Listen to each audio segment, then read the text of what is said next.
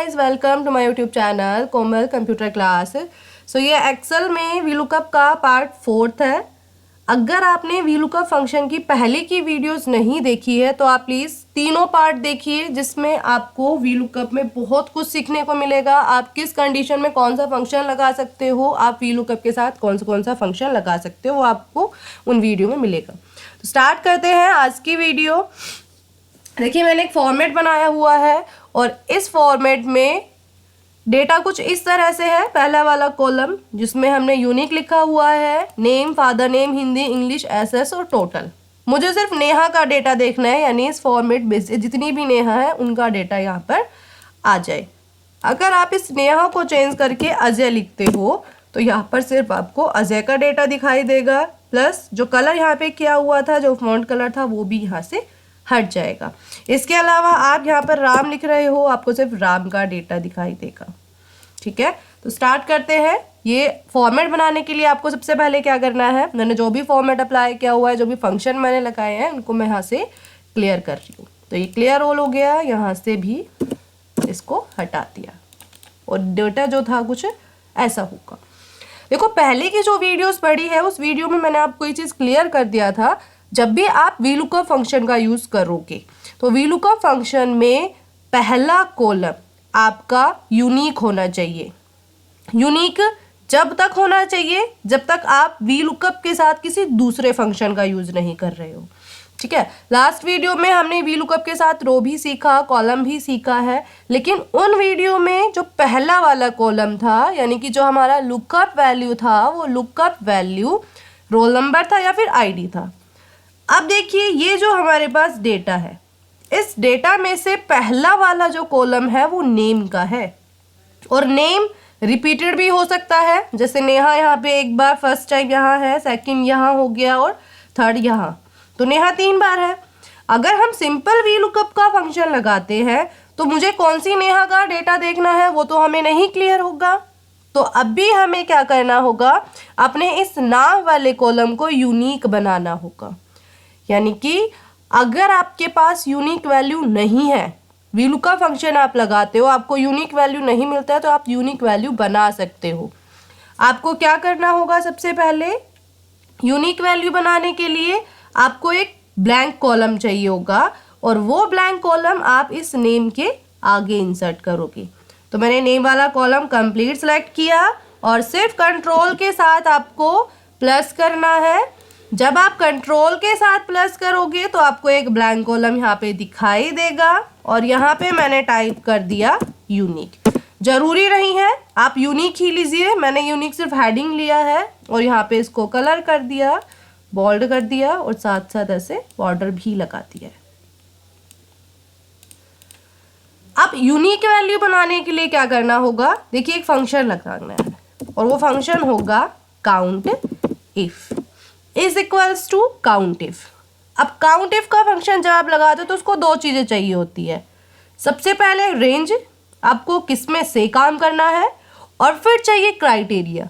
उस रेंज में से आपको क्राइटेरिया क्या रखना है वो देना होता है। तो यहाँ पे जो हमारा रेंज होगा वो होगा B2 कोलन B2, यानी कि एक सेल जिसको स्टार्ट किया और वहीं पर ही ख़त्म कर दिया, B2 कोलन B2 कोमा, और क्राइटेरिया में भी मैंने यहाँ पर B2 कर दिया। ठीक है, जिसने भी काउंटिव फंक्शन पढ़ा होगा पहले उसको ये चीज़ पता है, काउंटिव फंक्शन में आपको रेंज और क्राइटेरिया देना होता है। मान के चलो आपने एक रेंज दिया कि आपको इस डी वाले कॉलम में से देखने हैं कितनी 85 है, तो आप काउंटिव फंक्शन का यूज़ कर सकते हो। अगर किसी को नहीं आता तो मैं उसके लिए एक स्पेशल वीडियो बनाऊंगी।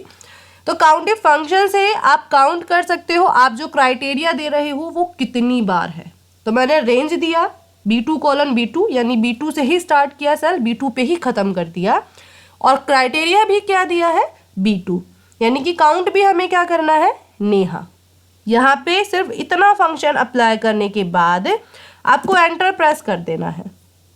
तो यहाँ पर 1 आ रहा है क्योंकि जो काउंट इफ का फंक्शन मैंने लगाया उसमें जो रेंज दिया, जो क्राइटेरिया दिया, क्राइटेरिया नेहा था, मुझे नेहा काउंट करनी थी कितनी है, तो B2 कोलन B2, यानी एक ही सेल दिया तो एक ही नेहा थी, तो यहाँ पर 1 आ रहा है। अब आप इस फंक्शन को ड्रैग कीजिए तो सभी सेल में 1 आ रहा है।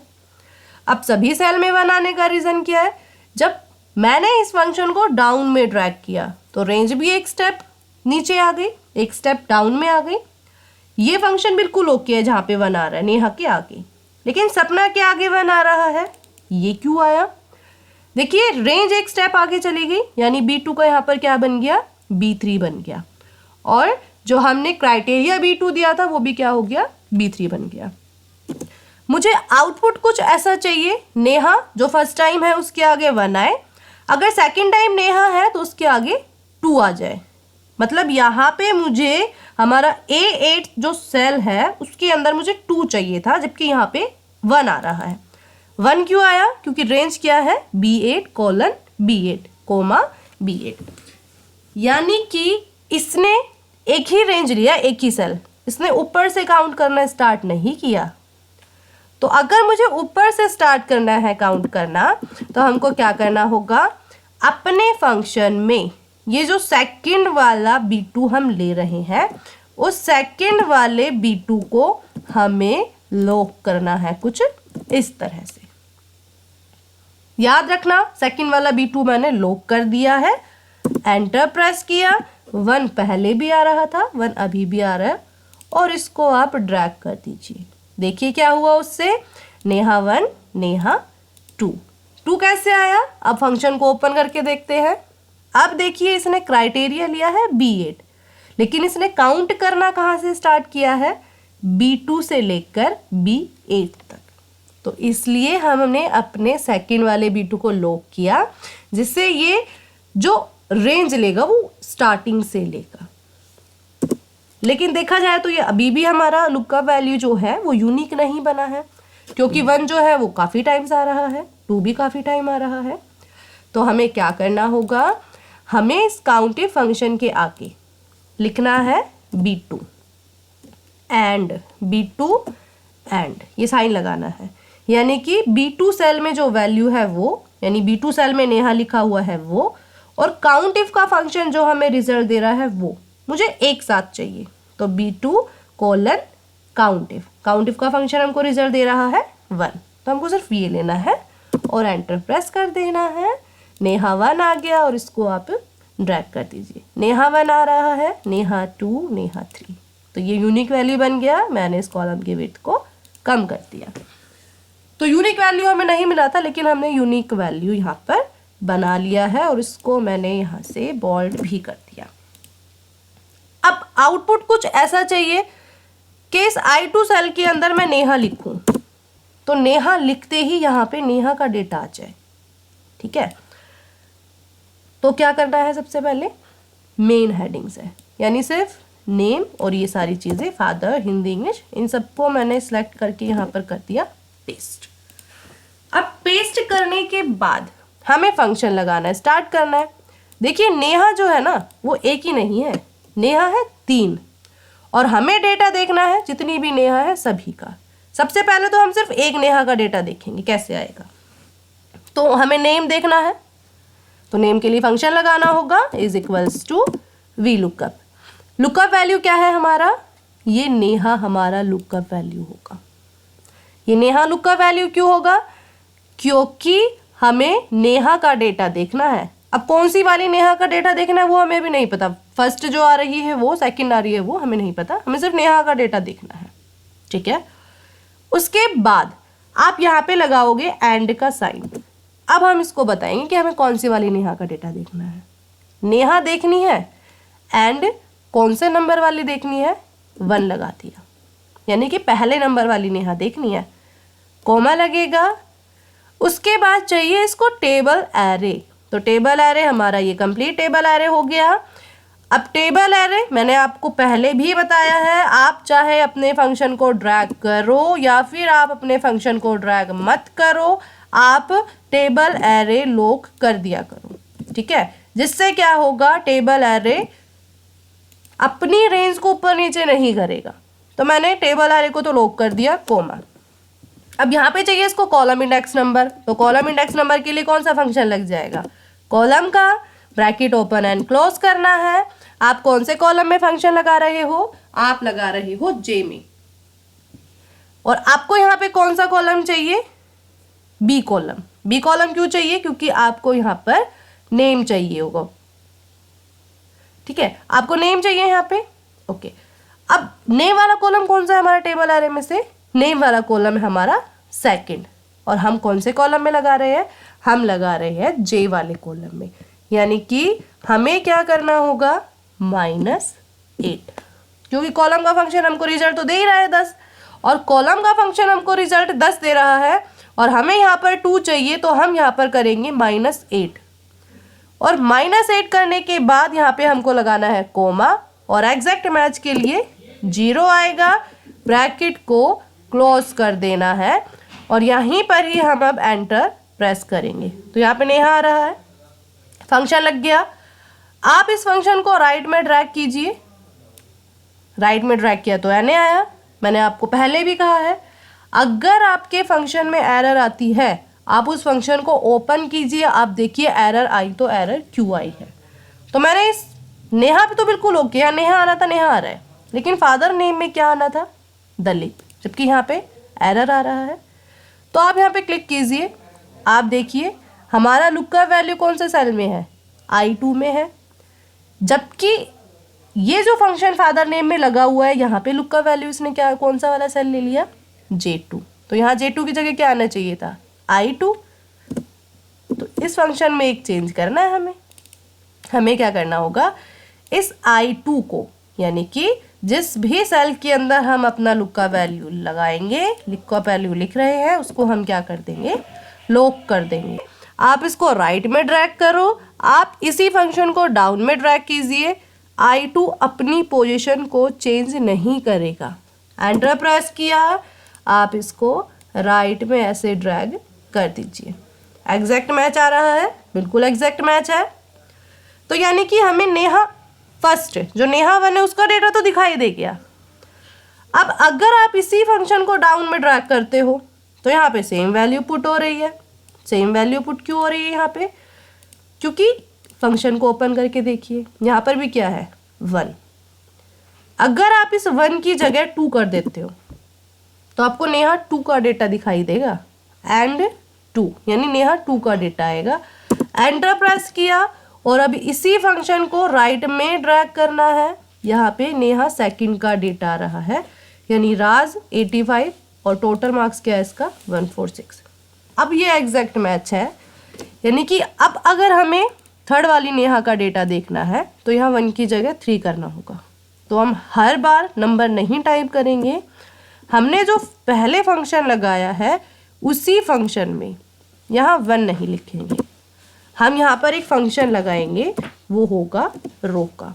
रो bracket open and bracket close. अब देखिए कौन सी वाली रो में फंक्शन लग रहा है? ये फंक्शन लग रहा है 6th रो में, और हमें यहाँ पर क्या चाहिए? 1। तो -5 करेंगे तो यहाँ पर 1 आ जाएगा। ठीक है, हम 1 लिख भी सकते थे, लेकिन अब मैंने क्या करा, जब रो का फंक्शन लगाया है ना, तो इससे क्या होगा? आपको हर बार रो नंबर चेंज नहीं करना पड़ेगा, आप सिर्फ इसको डाउन में ड्रैग करो, ये अपने आप नंबर ले लेगा। यानी यहाँ पे 1, सेकंड जब आप इसको ड्रैग करोगे तो 2, थर्ड आप इसको ड्रैग करोगे तो 3 लेगा। एंटर प्रेस किया, आप इसी फंक्शन को राइट में ड्रैग कीजिए, और इसी फंक्शन को डाउन में ड्रैग कर दीजिए। सही आ रहा है?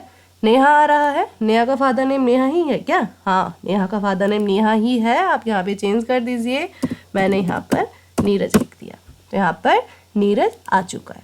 तो यानी तीनों नेहा का डेटा दिखाई दे रहा है। ये एन क्यों आया? क्योंकि अब इसको कोई वैल्यू मिली ही नहीं है। ठीक है, 3 नेहा थी, तीनों नेहा का डेटा आया। अब तीनों नेहा का डेटा कैसे आ गया रो का फंक्शन लगाने के बाद? देखिए मैंने यहाँ पर -5 किया था, -5 किया तो रो का फंक्शन हमें 6 रिजल्ट दे रहा था, यहाँ पर आया 1। जब मैंने इस फंक्शन को ड्रैग किया तो यहाँ पर भी देखिए क्या आ रहा है? -5 आ रहा है। कौन से वाले रो में फंक्शन लग रहा है? 7th में। -5 किया तो यहाँ पर क्या आ गया? 2 आ गया। ठीक है, यानी कि अब बार बार नंबर चेंज नहीं करना पड़ेगा आपको। अब देखिए अगर आप अपने फंक्शन को ज़्यादा ड्रैग कर देते हो, यानी मैं इसको डाउन में ड्रैग कुछ इस तरह से करूँ, इस फंक्शन को सिलेक्ट किया और डाउन में अगर आप कुछ ज़्यादा ड्रैग कर देते हो तो देखिए एन आ जाता है, इसको वैल्यू नहीं मिली तो एन आ रहा है। ठीक है, तो मुझे चाहिए कि अगर मैं अपने फंक्शन को ज़्यादा ड्रैग करूँ तो ये सब चीज़ें यहाँ पर ना आए, मुझे उसको सेलेक्ट करके डिलीट ना करना पड़े। तो इसके लिए क्या करना होगा, आप अपने फंक्शन में एक फंक्शन और लगाओगे। आप वी लुकअप के आगे एक फंक्शन लगाओगे, वो होगा इफ एरर। इफ एरर में आप वैल्यू दोगे। इफ एरर फंक्शन को क्या क्या चीज़ें चाहिए, वैल्यू, वैल्यू इफ एरर, यानी हमने वैल्यू क्या दिया है, ये वी लुकअप का जो फंक्शन लगाया है ना, ये हमारी वैल्यू है, कोमा। और अगर इसमें एरर है तो आपको क्या चाहिए, वो चीज़ आप डबल कोट्स के अंदर लिखोगे। मैंने यहाँ पे डबल कोट स्टार्ट किया, डबल कोट्स को क्लोज कर दिया, ब्रैकेट को क्लोज कर दिया। इसका मतलब क्या हुआ, अगर एरर है तो सेल हमारा क्या रहना चाहिए, ब्लैंक रहना चाहिए। और अगर एरर नहीं है तो वी लुकअप अपना काम करेगा। एंटर प्रेस करना है और इसको ड्रैग कर दीजिए इस तरह से। डाउन में आप जितना चाहे उतना ड्रैग कीजिए। यहाँ पे अब एरर नहीं शो होगा क्योंकि हमने क्या लिया है, डबल कोट स्टार्ट और डबल कोट्स क्लोज लिया है। आप यहाँ पे लिखिए नेहा की जगह सपना लिख दीजिए। 2 सपना है, दोनों सपने का डेटा दिखाई देगा आपको। अच्छा, अब इसमें एक चीज़ और है, अब वो क्या है, आपको हाईलाइट भी करना है। हाईलाइट क्या करना है, देखिए यहाँ पे मुझे चाहिए कि जितने सेल, जितना भी डेटा दिखाई दे रहा है, जैसे 2 सपना है, बस ये हाईलाइट हो जाए। तो अगर आप नॉर्मली हाईलाइट करोगे, मान के चलो मैं इतने सेल लेके इसको हाईलाइट कर दूँ और यहाँ सपना की जगह मैंने लिख दिया अजय, तो पूरे पे ही हाईलाइट हो रहा है। हमें ऐसा नहीं चाहिए। हमें क्या करना है, हम डायरेक्ट हाईलाइट नहीं करेंगे, यहाँ से हम सेल कलर नहीं ले सकते। हमें क्या करना होगा, अपने कुछ सेल को, आपको लग रहा है कि आपका एक नाम 10 बार आया है तो 10-15 रो को आप सिलेक्ट कर लीजिए और उसके बाद जाना है कंडीशनल फॉर्मेटिंग पर, न्यू रूल पे। यहाँ पे आपको format only cells that contain, इस पर क्लिक करना है और सेल वैल्यू से आपको लेना है नो ब्लैंक। आप नो ब्लैंक और ब्लैंक, देखो इन दोनों में फ़र्क है। अगर आपका सेल ब्लैंक नहीं है तो आपको क्या कलर चाहिए, और अगर आपका सेल ब्लैंक है तो आपको क्या कलर चाहिए। अब मुझे लेना है नो ब्लैंक। अगर मेरा सेल ब्लैंक नहीं है, ठीक है, और पहले नो ब्लैंक के लिए फॉर्मेट पे जाना है, कलर लेके ओके कर दिया और यहाँ पे ओके कर दिया, यहाँ पे कलर आ गया। ठीक है, क्योंकि मेरा ये वाला सेल ब्लैंक नहीं है, नो ब्लैंक है, इसलिए यहाँ पे कलर आ गया। आप यहाँ पे नेम चेंज कीजिए, नेहा लिखो, एंटर प्रेस करो, जितनी नेहा है वो कलर में आ रही है ना।